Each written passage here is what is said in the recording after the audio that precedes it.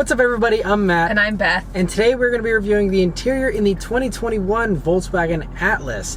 So, the Atlas has got a little refresh here for 2021, and so there's not really much that changes on the inside here from the old one. So I already reviewed the pre-refreshed Atlas about 3 years ago, but they did nicely change up the front end and the back end. And on the inside here, there's a couple tiny changes, but it's very minor.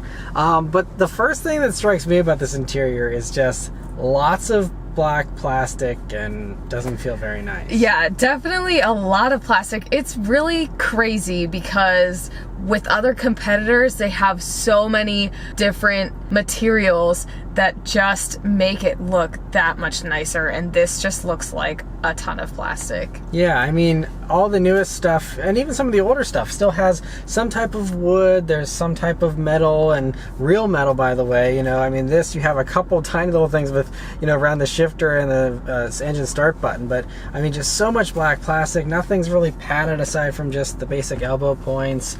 Everything else is just hard, cheap plastic everywhere, and it just doesn't feel great. Now this one, by the way, it is worth mentioning, is an SE with technology. So this is a little bit of a lower trim. This one is about $42,650 as tested. These can get up to almost 50 grand fully loaded. So this is definitely a lower trim version, but all the things that they add with those higher trims still don't give you any kind of nicer trim. You still have all the same hard plastic. So that's a little bit unfortunate.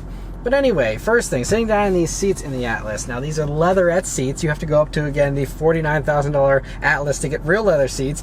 But these seats, the leatherette feels okay. It's not amazing though. Yeah, but they're decently comfortable. The only thing that I will mention as a passenger is that all of the adjustments are manual on this side, which I feel like if you're paying for this type of vehicle, then you could be expecting to have automatic. I'm not crazy about it, and I also can't adjust my height up and down, and I also can't go back very far.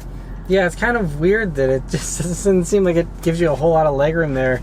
It's kind of strange. And yeah, I mean, power seats I feel like isn't a big ask in something that's almost, you know, $43,000.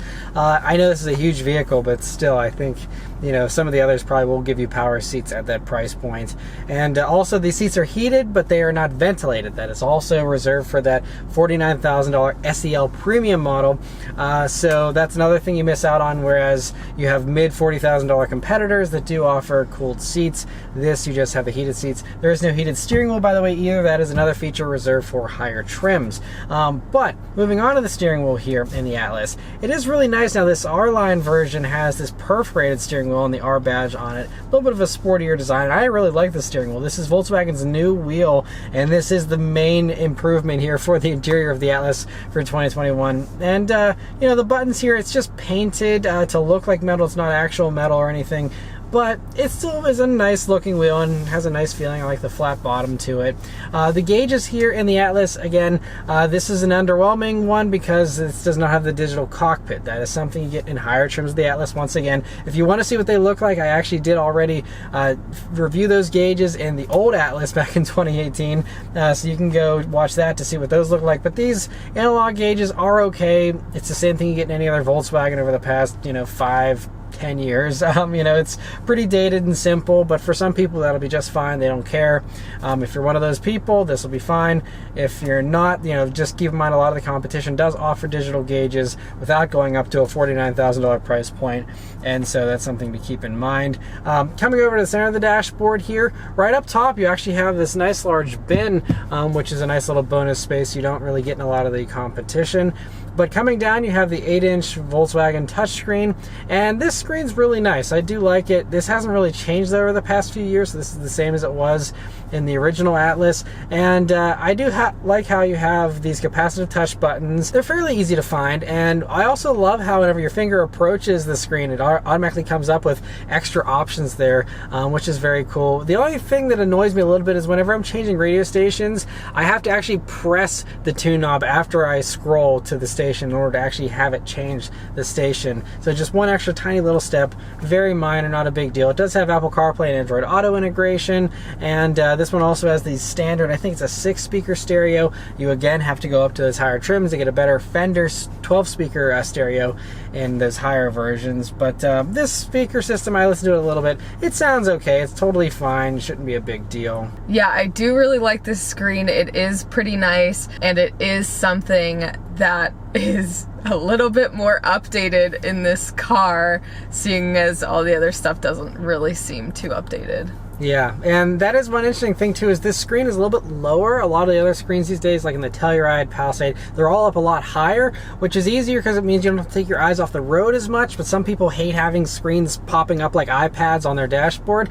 So if you do like something that's a little more integrated, this is kind of nice in that regard. And it is very modern feeling, yeah, so I think that is, like you said, the one spot that is really good. If you had the digital gauges in the higher trim, that would also feel pretty modern.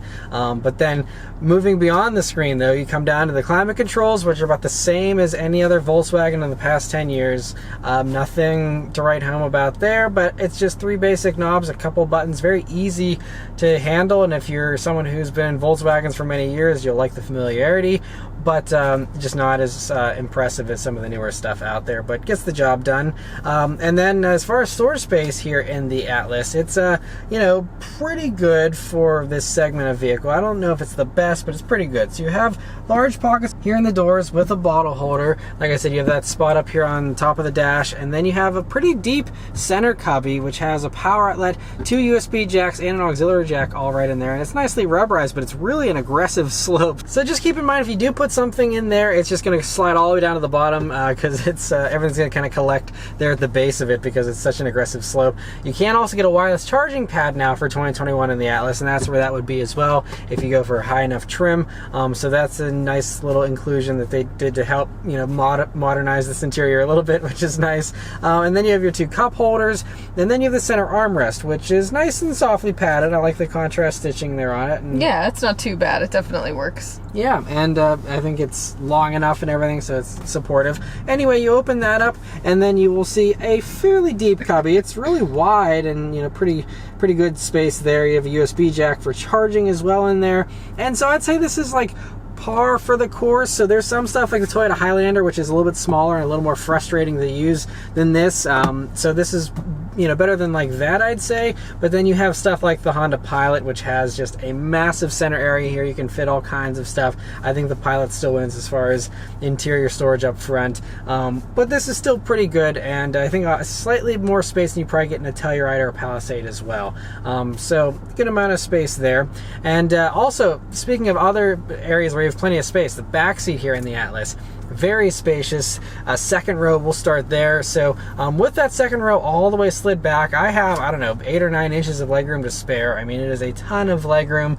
And you also see there's like multiple pockets in those doors back there, although there isn't any kind of high mounted cup holder, which a lot of families like, and that's something that I believe Honda and Subaru both have in their 3-row crossovers. You don't have anything there, but you still have so many pockets. It's great. There's also a fold down center armrest here, so this one has the 3 across bench, and that has 2 cup holders built into it. When you look forward, you'll see dedicated air vents, as well as actual automatic climate control back there, as well as 2 USB jacks and a normal house current plug back there as well, so you can plug in whatever you want. And so I think it's a good amount of hookups and everything back there in that second row. And then if you want to get into the third row here in the Atlas, it's pretty easy. So it's not as easy as some of the best applications.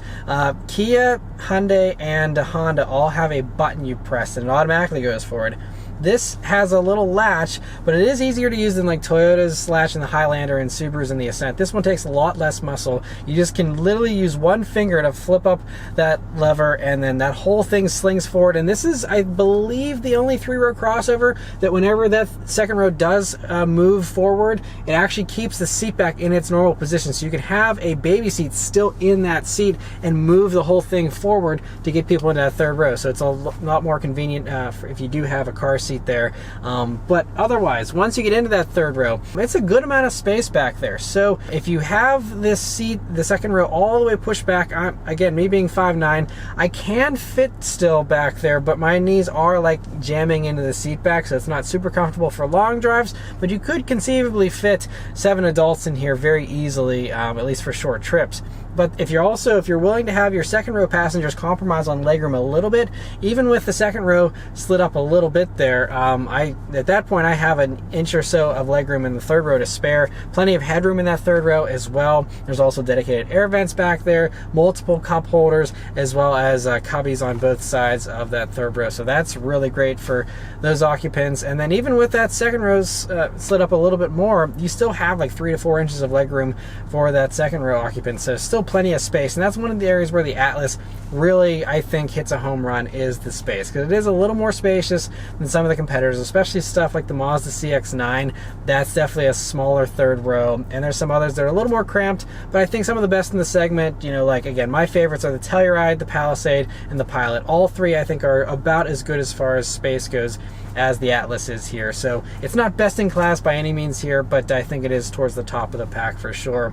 And then as far as the trunk space here in the Atlas, so it's a power open and close trunk, but you have to go up to a higher trim to get the kick function. So this one doesn't have that, but I don't miss that personally, because those kind of are hit or miss even in the best applications. But anyway, once you do open up that trunk, I really like how you have little pockets both on the left and the right, and they're kind of deep, so you can fit a gallon of milk or something in there and not have it sliding all over the place in the back, and that's something you don't get with a lot of the competitors. Also beneath the floor, you can open that up and you'll see there's a couple little cutouts. There isn't a nice large bin like you see in the Honda Pilot or some of the others as well that have a really nice bin back there, but it does have plenty of space under the floor there to put a few extra things if you'd like. Also, you can fold down those third row seats pretty easily. It's just, again, another one of those easy levers, and they drop right down. They're also pretty light seats, so you can also pull them up very easily as well, even just with a couple of fingers in one hand. It's not a hard job, and so it's nice that they made that so easy. And so as far as the trunk space goes, I think that's really good here in the Atlas as well. But yeah, so that's about all our thoughts here on the interior of the 2021 Atlas. I kind of wish they did a little bit more to spruce it up here for the refresh. Some padding around the knee area would be a nice touch. Nicer materials anywhere would be a nice touch. Yeah, it's so crazy because there's so many cars in this segment that have really stepped it up, and I just wish that Volkswagen could have done the same. Yeah, and again, you can get a nicer trim with the digital gauges and a few other things, but it's still just the plastics in here just are beneath a lot of the other stuff out there. Subaru, for example, has padding everywhere you touch in the Ascent and everything. I mean, there's just so many competitors in this segment these days that are just all so good, and whenever you have competition that tight, stuff like this just doesn't fly, because there's just dozens of competitors ready to get the sales instead, with nicer interiors and all that kind of stuff. But honestly, even with everything all said and done, it is still a nice place to be. You have a lot of space, and that's really great. Yeah, and I also love you have a lot of space in these seats too. They're very big, comfortable seats, and I could see myself doing a road trip in this thing very easily. It is very comfortable in that regard. So they did do a lot of things good. It's just we have to nitpick here in these interior reviews. So those are the pros and the cons. It is a really good driving vehicle though, and you can watch my driving review. I'll link that above if you want to hear how the Atlas drives. It is one of the best qualities of the Atlas here. But anyway, let us know your thoughts on the Atlas in the comments below. Thank you guys very much for watching. We'll see you on the next one. Take care.